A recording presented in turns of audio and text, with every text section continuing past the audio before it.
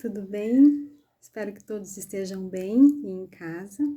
Eu sou Fabiane Santana Previtali, professora do INSIS, e estou aqui a convite do professor Diego e de todos os colegas, membros do comitê do INSIS na pandemia, a quem agradeço, né? E também parabenizo pela proposta, pelas atividades todas que vem realizando.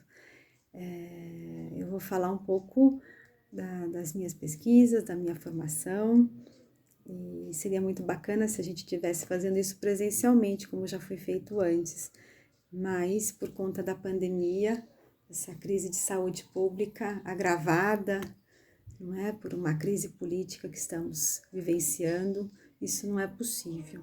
Então, estamos aqui nos utilizando das novas tecnologias informacionais, digitais, que não são neutras. A gente sabe que a tecnologia tem uma base, ela tem uma determinação de classe, então nós estamos aqui disputando a tecnologia a nosso favor. Eu espero que dê tudo certo, tá bem? Que eu me faça entender. Muito bem. Eu vou começar falando um pouquinho da minha formação, tá certo? Eu fiz graduação, licenciatura e bacharelado na Unesp de Araraquara, final dos anos 80, início dos anos 90. Terminada a graduação, eu volto a Piracicaba, cidade onde eu nasci, começo a trabalhar, começo a dar aula na rede pública estadual. Naquele momento, nós não tínhamos aula de sociologia ainda nos currículos, não é? Então, eu dava aula de história e também geografia. Então, vocês verem, vão tendo uma ideia aí de que nossa luta, né, para afirmar a sociologia, afirmar as ciências sociais na educação básica, ela é de muito tempo, né, até antes de mim, e com certeza vocês vão continuar com ela também por muito tempo. Bom, eu quis fazer a pós-graduação, e aí então me preparei para fazer a pós-graduação na Unicamp, no Instituto de Filosofia e Ciências Humanas da Unicamp. Eu já tinha um pouco uma ideia do que trabalhar, porque eu desenvolvi a minha monografia de final de curso discutindo trabalho, discutindo processo de trabalho no setor metal-mecânico. Então, eu já, a partir dessa monografia, dessas ideias ainda preliminares sobre, não é, as mudanças no mundo do trabalho, eu, né, elaboro um projeto de pesquisa para pensar reestruturação produtiva e qualificação profissional. Muito bem, eu tive a felicidade de passar e ser orientada pelo professor Juarez Brandão Lopes, um dos grandes precursores da sociologia do trabalho no Brasil, hoje já falecido, mas uma pessoa que me ensinou muito, foi muito cuidadoso, me instigou no trabalho de campo que eu gostei muito desde o início, né? Depois que eu realizei o mestrado, eu fiquei um ano e pouco, eu não fui direto para o doutorado, fiquei um ano e pouquinho trabalhando como pesquisadora num projeto de pesquisa no no Departamento de Política Científica e Tecnológica também da Unicamp, junto com a professora Leda Gitaí. Um aprendizado muito grande também, porque ela tinha um grupo de pesquisa que congregava várias áreas de conhecimento, economia, ciências sociais, as engenharias, enfim, foi um trabalho muito bacana, um período muito importante na minha formação. Depois, finalizo esse trabalho e presto o exame de doutorado no IFISH. Tive também a oportunidade, a felicidade de passar e ser orientada pelo professor Ricardo Antunes, com quem eu trabalho até hoje, não é? Uma pessoa maravilhosa, né, por quem eu nutro grande respeito e muita admiração também. No doutorado, eu tive a oportunidade de ficar um período fora do Brasil, realizando o que a gente chama de doutorado sanduíche, que é uma espécie de estágio que a gente faz, né, no meio do doutorado, por isso que é um sanduíche, fora da instituição onde a gente está, onde nós estamos vinculados. Eu passei um ano estudando, pesquisando na Universidade de Manchester, na Inglaterra, né? O que foi uma experiência muito importante também na minha formação, foi assim, um conhecimento, né, muito significativo. Eu pesquisei lá onde tinha sido o nascedouro, né, da Revolução Industrial, Manchester e as cidadezinhas ali ao redor, o que estava acontecendo com o processo, o que era o processo de desindustrialização ali e o que acontecia com o movimento sindical, não é? Como é que isso impactava, como é que isso estava influenciando as lutas políticas em defesa do trabalho no movimento sindical. Bom, quando eu retorno ao Brasil, eu faço a pesquisa de campo aqui. A pesquisa de campo era no setor automotivo, na Mercedes-Benz, 2 unidades produtivas da Mercedes-Benz. Defendo esse trabalho, fui muito elogiada, uma pesquisa muito elogiada pela banca, faço a defesa desse trabalho e começo a trabalhar como professora, agora não mais em educação básica, mas no ensino superior. Eu começo a ministrar aulas de sociologia em cursos de faculdades particulares ali na região de Campinas, não é? Piracicaba, Campinas, Itu. Trabalho por ali há um tempo. Eu posso dizer que eu me dedico ao estudo da centralidade do trabalho no âmbito da reestruturação produtiva do capital. Eu acho que essa frase sintetiza as pesquisas que eu venho fazendo desde a minha graduação, né? Claro que com mudanças, né? Com idas e vindas, com um aprofundamento, com adensamento maior agora do que antes, que era alguma coisa muito incipiente ainda. Bom, o que significa isso? Significa dizer que eu penso o trabalho a partir do referencial teórico-metodológico marxiano, a partir de Marx e Engels, portanto, em um duplo sentido, né? Do ponto de vista ontológico, enquanto meio de humanização do ser social na sua relação com a natureza, e do ponto de vista histórico-social, no âmbito das relações sociais de produção, enquanto trabalho abstrato, trabalho alienado e explorado pelo capital. Um autor marxista muito importante das minhas discussões é Braverman, não é? É autor do livro Trabalho e Capital Monopolista, ali nos anos 1970. Cujas teses sobre a desqualificação e a proletarização do trabalho eu busco problematizar hoje na atual fase da acumulação do capital, ou do chamado capitalismo financeiro, de espoliação, ou ainda mais recentemente do capitalismo de plataforma. É importante dizer que quando falamos de trabalho, nos referimos também à educação.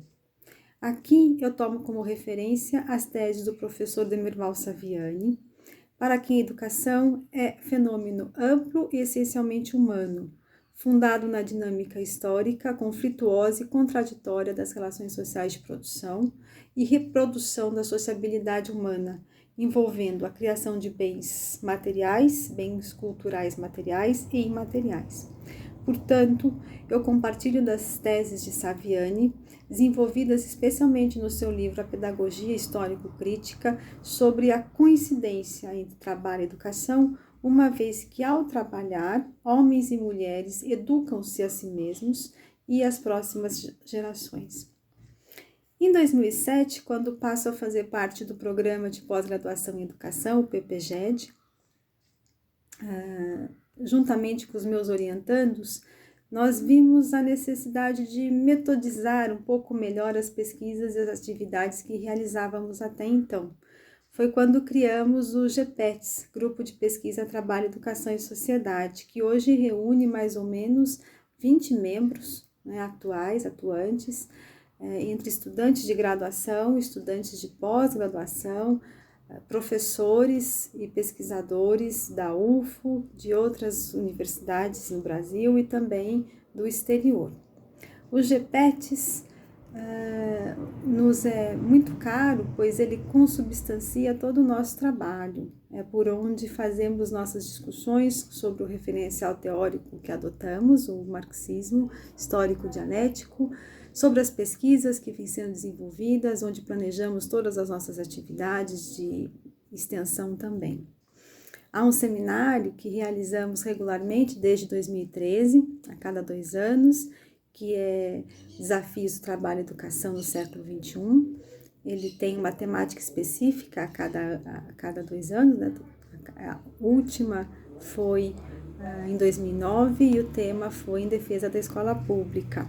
Nós esperamos realizar o próximo em 2021. E há também um projeto de extensão que nos é muito importante, que é a formação política pela 7ª arte, o cinema como prática pedagógica e de cidadania. Ele acontece desde 2008, portanto, quase logo depois do início da formação do grupo, ele começa a aparecer, não é? Nós constituímos esse projeto. Ao longo desse período todo, mais de 10 anos, ele passa por muitas reformulações. Ora, nós tivemos apoio de agências de fomento externas, como a FAPEMIG. Ora, nós tivemos apoio da UFO, especialmente a PROEX, né?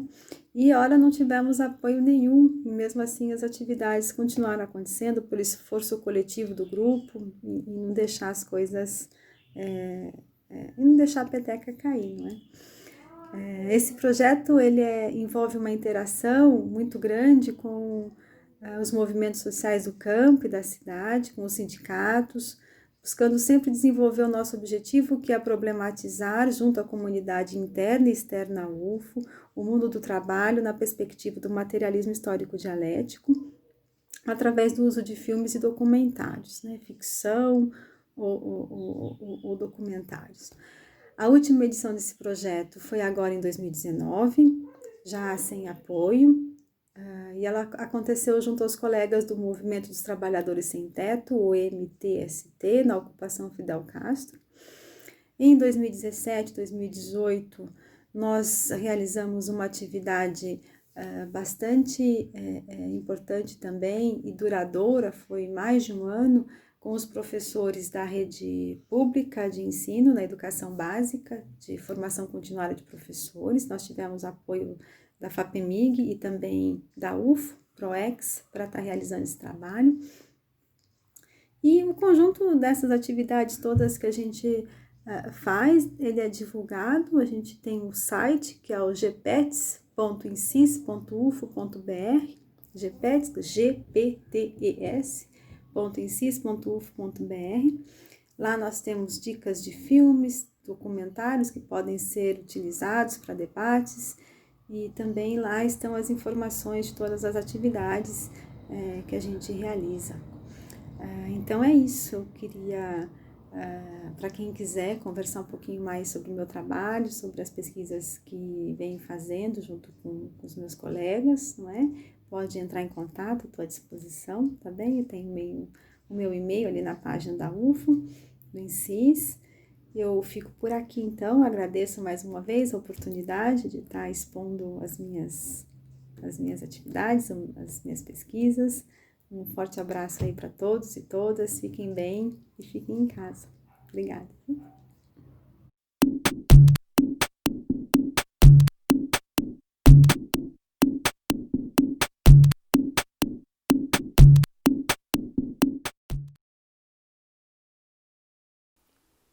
Olá, eu sou o professor Moacir. Eu ingressei no INSIS no ano de 2016, na graduação, e recentemente ingressei no nosso programa de pós-graduação, tem alguns meses só. Eu quero, antes de falar da minha trajetória acadêmica e das minhas pesquisas, deixar aqui os meus parabéns ao professor Diego e à Pós pela essa iniciativa, que é muito importante para a gente poder divulgar as nossas pesquisas. Então, direto ao assunto, a minha trajetória acadêmica é marcada por uma dupla formação. Eu sou formado em Direito pela Universidade de Araraquara e sou formado em Ciências Sociais pela Unesp. Eu fiz as duas em conjunto. Eu também fiz especialização em Direito lá na Uniara, o mestrado em Sociologia na Unesp e o doutorado em Ciências Sociais na Unesp também. Eu, antes de virar professor em definitivo, trabalhei na administração pública, fiquei 10 anos consecutivos, né, trabalhando em diversos cargos na administração pública, que também, evidentemente, marcou e marca ainda a minha trajetória profissional e acadêmica até hoje. Então, dessa confusão entre ciências sociais, direito, política e administração pública, é que resultou na escolha do meu campo de pesquisa, que é o campo do pensamento social e político brasileiro. Então, o que faz esse campo? O que ele estuda? Então, lá no objeto de estudo são as ideias dos intelectuais brasileiros, a repercussão dessas ideias, a formação dessas ideias e desses intelectuais e os efeitos que elas tiveram na formação brasileira, na sociedade, no Estado, na democracia, no povo, enfim. O quanto que elas puderam entender e compreender a formação do Brasil e podem ser também um objeto de estudo na atualidade. Então, como bem coloca o professor Gildo Brandão, que foi o fundador do nosso campo, é nos momentos de crise, como a gente está vivendo agora, que reacende entre nós, renasce entre nós a ideia de tentar entender a formação do Brasil. Entender o seu passado, entender como nós nos formamos como país, como sociedade, como povo, como Estado, enfim. Pensar o próprio pensamento brasileiro, a fim de buscar nos clássicos as respostas para os problemas que a gente tem de formação até hoje. Então não é difícil de entender. Vamos pensar na realidade atual do Brasil e nos temas que voltaram ao debate político com força agora. Quais são? Papel do Estado na sociedade e na economia, autoritarismo, democracia, instituições, papel do STF, enfim. São temas que estão presentes na história do Brasil ao longo do último século e que só ainda permanecem entre nós na forma de debate porque são frutos da nossa má formação. Então é nesses momentos que a gente, do campo do pensamento social brasileiro, colhe o nosso material de pesquisa. Então, nesse sentido, o tema que eu tenho pesquisado atualmente é o tema das condições de vida dos trabalhadores e do efeito político dessas más condições de vida dos trabalhadores no projeto dos industriais brasileiros dos anos 30.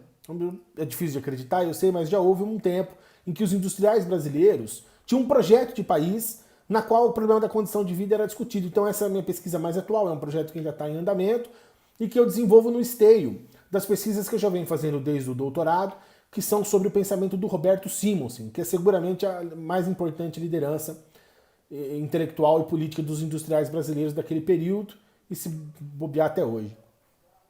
Então, são esses os temas os que eu sou, né, mais chegado e mais especializado. Condições de vida, desenvolvimento, Projeto Nacional Desenvolvimentista, industrialização e a desindustrialização do problema atual, entre outras questões correlatas, essas são as minhas especialidades.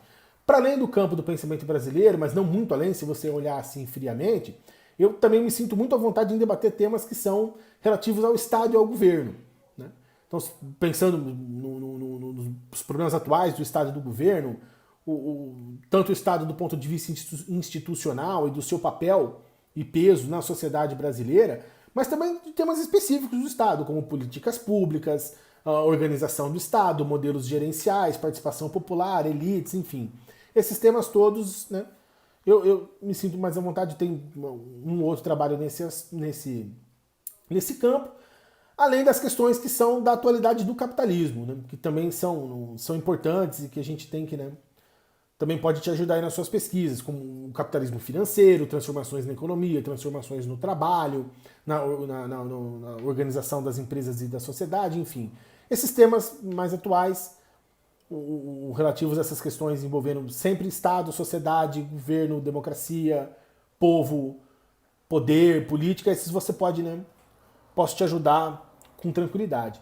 Em suma, era isso que eu queria apresentar. Mais uma vez agradecer pela sua oportunidade. Um abraço a todos e muito obrigado.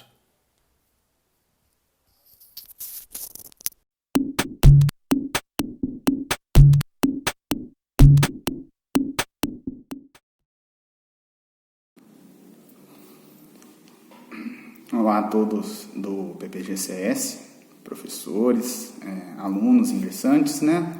Pessoal também da secretaria, os técnicos. É um prazer estar falando aqui com vocês, né? Lembrar de momentos legais que eu passei por aí, né? De grande crescimento.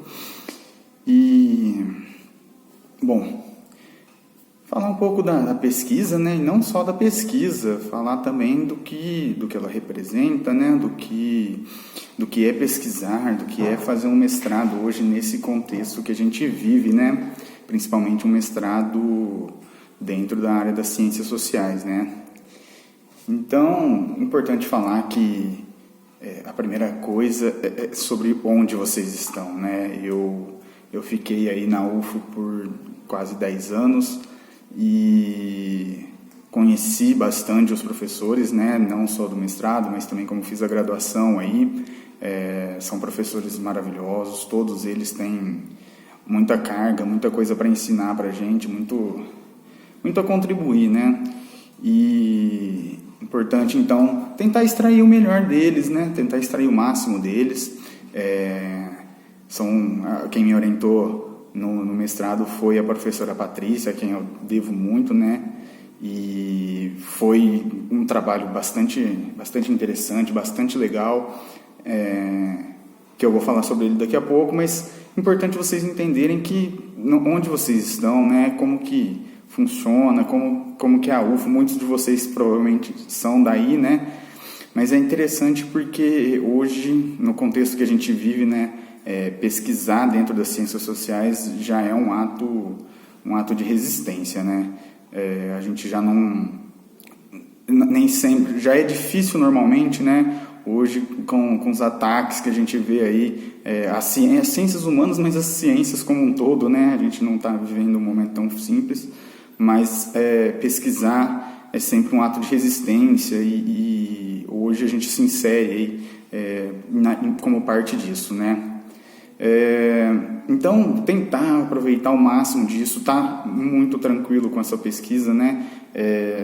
Muito consciente do seu tema, muito consciente, aí, muito seguro, né? Fazer uma escolha legal, ter uma carga interessante de leitura, né? E aí aproveitar o máximo aí das aulas, aproveitar dos pesquisadores, aproveitar dos professores, porque isso vai fazer a experiência de vocês ser a melhor possível, né? E sobre a minha pesquisa, eu pesquisava trabalhadores em condição de PJ, né, de pejotização, na área aí, da tecnologia da informação, né. Eu olhei principalmente para Uberlândia e acabei olhando para Ribeirão, né. A pesquisa ela nem sempre vai pelos caminhos que a gente planejou, né. A gente encontra dificuldades no meio do caminho, a gente encontra alguns entraves, né? E a gente tem que estar sempre buscando aí solucionar essas coisas da melhor forma possível. E eu acho que esse é o papel do orientador, né? Sabe, fazer com que a gente consiga aí procurar as melhores opções, consiga dar sequência ao que a gente está fazendo, né? E que isso saia corretamente, saia da melhor forma possível, que a gente consiga aí os resultados que a gente espera, né? Então, para mim foi muito interessante porque eu fui atrás de um grupo de trabalhadores que são difíceis de achar, né? São trabalhadores que ficam um pouco pulverizados, às vezes jogados em outras empresas, né? Alocados, como eles dizem, em outras empresas. Então, não existe uma unidade, tá? Normalmente é um contato, é um cara que estudou com outro. Então, a minha pesquisa teve essa situação, né? É importante a gente pensar que quase sempre vai ter, né? A gente está lidando com públicos aí, com pessoas, a gente está lidando com diversas coisas aí e elas estão em movimento o tempo todo, né? Então é importante a gente estar sempre ciente de que pode enfrentar esse tipo de coisa, né?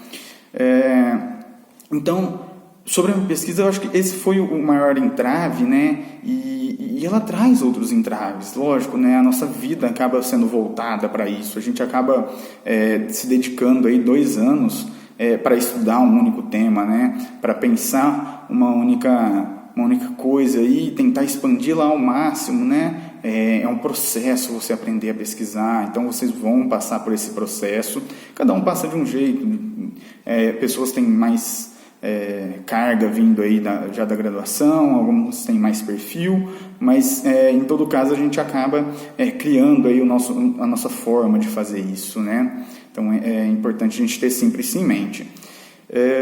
Importante também a gente entender o nosso objeto, né? Eu, quando comecei isso, eu tinha muito uma percepção do que eu queria, de quem eu queria, de que tipo de perfil eu queria para pessoas que eu iria entrevistar, para as pessoas que iriam aí me mandar as entrevistas, mandar os questionários que eu apliquei, né? Então, sempre ter isso em mente, tá? Para a gente tentar ampliar essa discussão, né? A minha pesquisa foi muito interessante porque eu consegui ver, inclusive, um caminho, né? O capitalismo, ele segue não exatamente uma linha, ela não é uma linha perfeita, lógico, mas ele vai, quando a gente olha para trás, ele vai tendo ali os momentos que ele chega a determinados pontos e você começa a enxergar as rupturas, as continuações, a gente consegue entender, né, o que levou até aquele momento ali que a gente chegou para pesquisar, né? Então o que eu fiz foi isso, eu tentei criar essa linha, né, falar do que é o trabalho em si, né, porque em todo momento eu tive uma preocupação muito grande de fazer esse trabalho para que as pessoas lessem, para que essa classe de trabalhadores pudesse ler, né, sem utilizar aí um vocabulário um pouco mais científico, né, mais próximo aí do que a gente costuma usar nas ciências sociais, e tentar aí fazer com que esse trabalho tivesse algum lastro, né, algum impacto interessante, né, fazer com que algumas pessoas pudessem repensar e se enxergar ali. Então eu vim buscando do que era o trabalho, né, as alterações que a gente teve no trabalho, qual é o sentido dele, né, como a categoria de trabalho nos encaixa na sociedade, né. Então é algo que a gente acaba pensando muito. E fui ver como que esse trabalho dos técnicos da tecnologia, o pessoal da tecnologia da informação, é utilizado no contexto do capitalismo hoje, né? Então, a minha ideia sempre foi compreender de que forma que esses técnicos, essas pessoas estavam contribuindo para a produção de valor com esse trabalho imaterial, né? Então, eu falei sobre o trabalho imaterial, falei sobre essa questão da produção de valor a partir do trabalho imaterial, né? Dos sentidos dele. Então, eu tentei buscar todo o tempo aí, encaixar as peças e criar aí uma história sobre a possibilidade desse trabalho, como ele chegou até ali e qual a importância dele dentro aí do capitalismo hoje, né? Então, analisar também como é o capitalismo hoje. E aí, a partir disso, eu fiz uma outra análise, né? Um pouco mais ousada, vamos dizer assim, né? E isso eu agradeço muito a professora Patrícia, porque ela me deu aí a oportunidade de seguir o que eu queria, né? Então é importante vocês estarem seguros com a pesquisa de vocês, para que vocês consigam aí poder dar esse passo a mais, né? Se quiserem, é claro que passa tudo por uma mediação, é uma troca de ideias que a gente faz hoje, uma coisa mais horizontal, né, com o nosso orientador, mas é basicamente isso. Então eu fui falar também sobre a subjetividade hoje dentro do neoliberalismo e como esses trabalhadores se encaixavam nesse pensamento neoliberal, né, reproduzindo esse tipo de questão, tá certo? Então, foi um trabalho muito gratificante e eu agradeço a todos os professores que passaram, não só a professora Patrícia Trópia, né, que me ajudou muito, mas também a professora Mariana, professores que não são da área que eu pesquiso, né, que é mais a sociologia, professor Marcel, pessoal do colegiado, né, professor Aldo, professor Adalberto, né, a professora Mônica, a Rafaela, que foi da minha banca. Então são pessoas maravilhosas e eu espero que vocês consigam aproveitar o máximo deles, tá certo? Um abraço a todos, um beijo para todos os professores, tá? Um beijo, Patrícia. Até mais, muito obrigado pelo convite.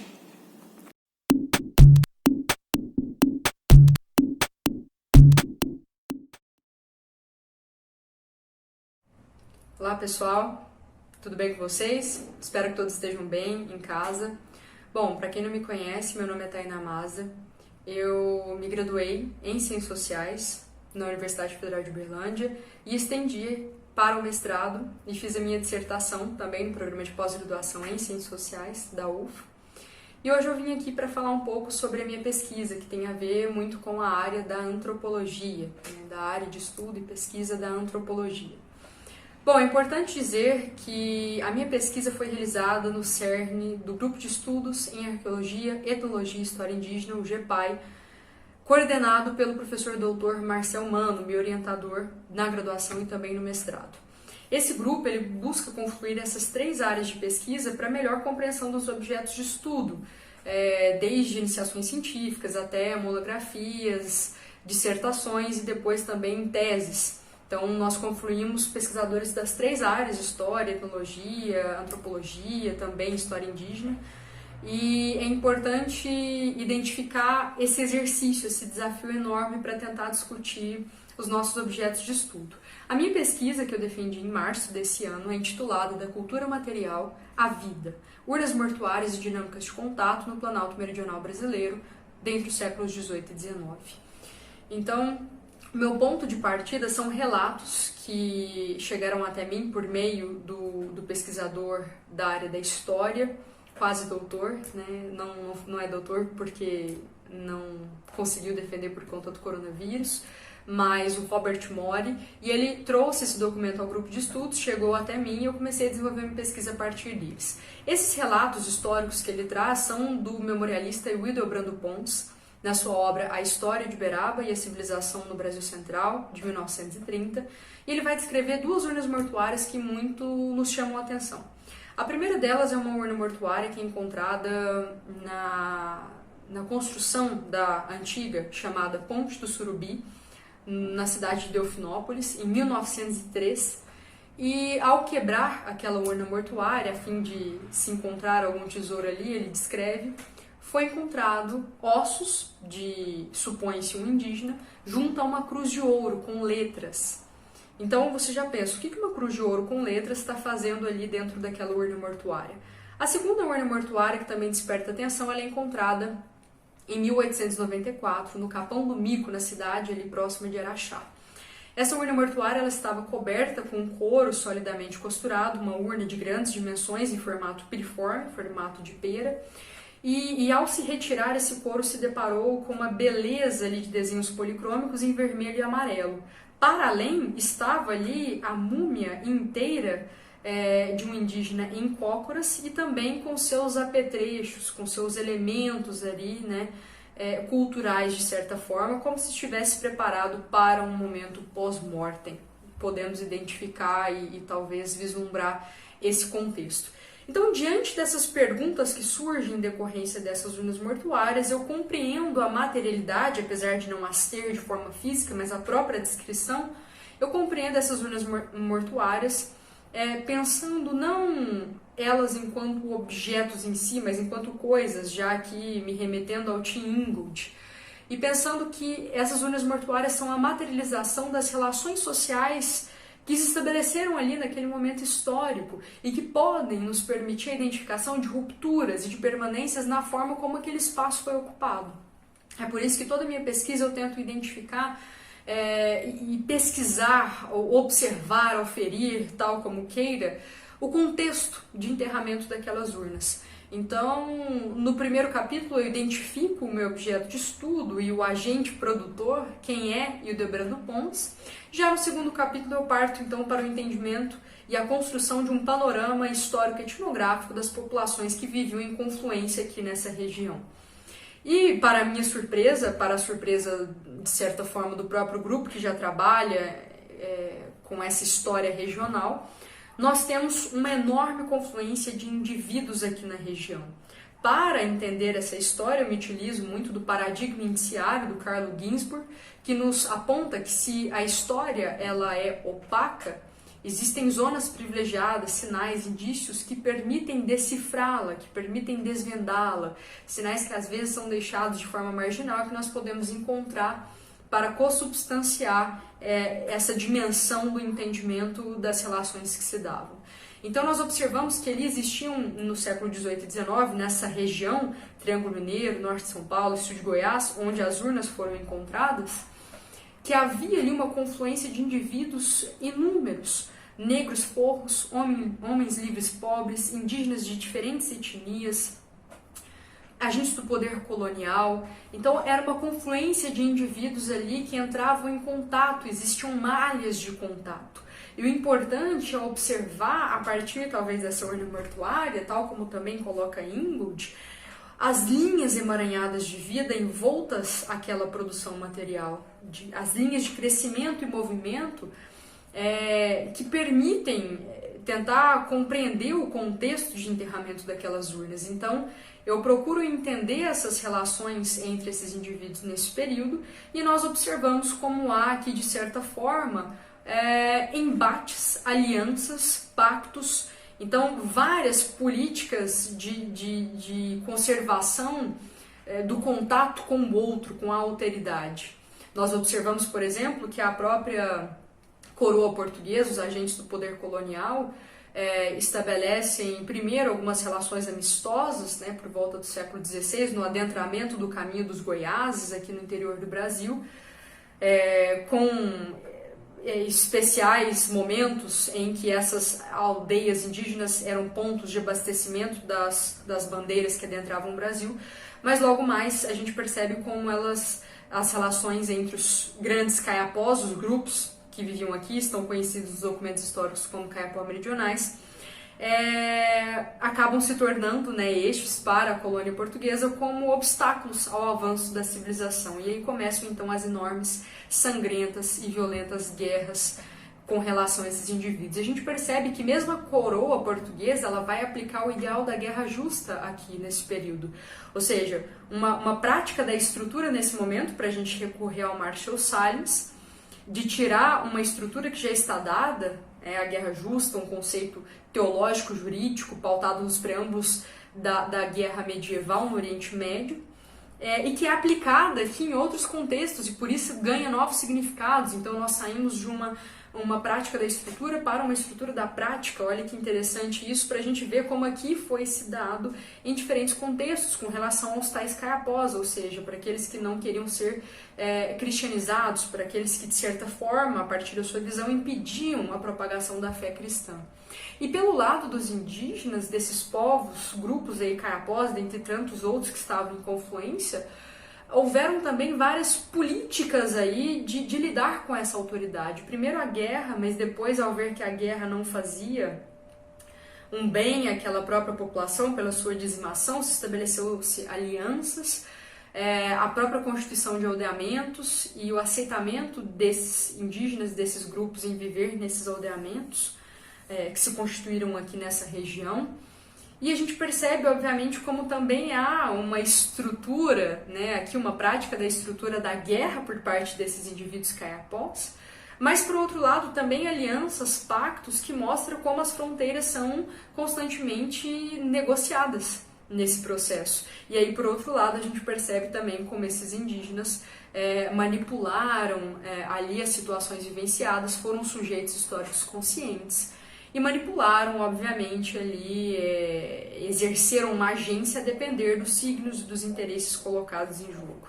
Isso é muito interessante nós percebermos. Então a gente percebe também como há esse movimento, porque se a história é culturalmente ordenada, obviamente que a cultura também é historicamente ordenada. E a gente vê que a própria reprodução da cultura também é seu modo, né, de produção.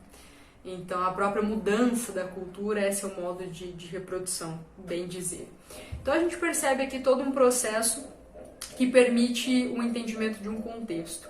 Logo mais, eu adentro a um processo de identificação da identidade desses indivíduos, de sujeitos que estão no entrelugar. O próprio teórico Rombaba vai falar que o sujeito colonial é um sujeito no entrelugar. Nós temos ainda a figura da Damiana da Costa, uma indígena, que viveu em um desses aldeamentos, o de Moçambique, que é filha de um cacique, neta de um cacique, casada com um soldado português, e muitos documentos mostram, né, que simplesmente ali a Damiana põe-se nua, pinta-se, sai ao campo e conduz os indígenas tal como ela bem quer ou lhe apraz. Então a gente percebe como ela estava no entremeio, no entrelugar e nessas negociações aí que partem dos interesses colocados em jogo. Logo mais eu passo a uma parte um pouco mais etnológica, trabalhando com a questão de identificar quais eram os rituais funerários ali existentes para o enterramento dessas urnas, utilizando de exemplos etnográficos dos complexos ritualísticos de Eboror e Kayapó-Mebengocré para poder estudar isso. E pensando aí, fazendo uma relação entre os sistemas sociocosmológicos canibal e cerimonial, porque ambos parecem estar voltados, né, ao que eu vou defender, né, à predação de riquezas materiais e imateriais, né, do outro, da alteridade, que funcionam de certa forma como suportes para a produção social de pessoas nessas sociedades. Então a gente percebe como há aqui um processo de identificar uma predação do fora para o alimento da própria cultura. Então a gente percebe que essas sociedades, os Kayapó ligados aos G, povos do tronco linguístico macro-G, eles não são somente fechados ao dentro, mas são também voltados ao fora. Ora se abrem para a exterioridade, ora se fecham, trazendo elementos diacríticos que vão, de certa forma, transformar aquela própria cultura. E por último, eu perpasso um caminho dentro da arqueologia que vai tentar analisar essas urnas mortuárias. É um esforço de conexão com a área da arqueologia, um olhar fluido sobre a materialidade, e mostrar que essas urnas não estão repletas de atributos, mas de histórias que nós podemos, de certa forma, decifrar. E é uma crítica que eu coloco que as tradições arqueológicas, esses modelos da tradição arqueológica, tal como os modelos etnológicos, também trazem problemas, porque são fechados, porque limitam, de certa forma, essa compreensão um pouco mais múltipla da própria realidade. Então, tradição arqueológica é definida por alguns traços desses elementos materiais deixados por populações indígenas. E a gente observa que, por exemplo, aquela urna mortuária, a segunda descrita, ela é de formato piriforme, tal como as urnas G, mas ela é de grandes proporções, tal como as urnas Tupi, ligada à tradição Tupi-Guarani.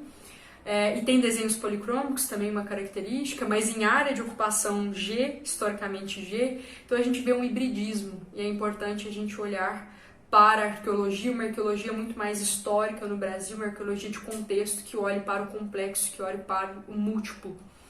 Então, diante disso, algumas questões são levantadas, a própria questão da identidade, que ao invés de única e inequívoca, ela é relacional, ela é plural, ela é multidimensional, né, cheia de representações por onde correm os fluxos da vida e dos contatos. Os próprios modelos dualistas, né, entre amigo e inimigo, entre o que é do sagrado, o que é do profano, entre feminino e masculino, enfim, o que importa são os interstícios que passam de uns aos outros e não, de certa forma, os polos que aqui se colocam, nem centrípetos, nem centrífugos, mas ora um, ora outro. E a própria concepção de história vem com uma concepção de história que não é linear, que não é cíclica, que não é espiralada, mas uma concepção de história rizomática, para o entendimento da história indígena a partir do rizoma. Um modelo, não um modelo, mas uma concepção, uma forma de compreensão que surge a partir... vem da biologia, mas que é adotado por Deleuze e Guattari, trazido às ciências humanas, e que é uma compreensão da história sem começo, meio e fim, sem um núcleo, sem uma raiz, mas um centro ali dispersor, mas de pontos que se entrecruzam, que se encontram, voltam a se encontrar, que deixam, de certa forma, de existir, e que vão aí formando a figura do próprio rizoma. E dentro de todo esse contexto, que aqui eu explico absolutamente de forma rápida, o importante é a gente pensar dentro dessa concepção múltipla, rizomática, complexa, aberta, que se nós, de certa forma, avaliarmos o que temos feito em ciência, nós estamos fragmentando, cortando, limitando de certa forma, sendo que nós podemos conectar, nós podemos encontrar, nós podemos abrir, então é poder identificar um pouco o fluxo. a complexidade dentro do nosso objeto de pesquisa, e foi isso um pouco que eu quis trabalhar. Bom, para quem quiser conhecer mais a pesquisa, pode entrar em contato comigo. Aqui eu só dei um panorama geral do que trata-se de processos muito mais, como é que eu vou dizer, muito mais profundos do que o que eu coloquei aqui, muito mais prolixos, mas essa é uma base geral que explica um pouco do que eu fiz durante essa dissertação e que pode permitir um escopo de pensamento e talvez de ideias para você que está aí querendo desenvolver a sua pesquisa. Bom, é isso. Meu muito obrigada aí pela atenção e até a próxima. Tchau, tchau.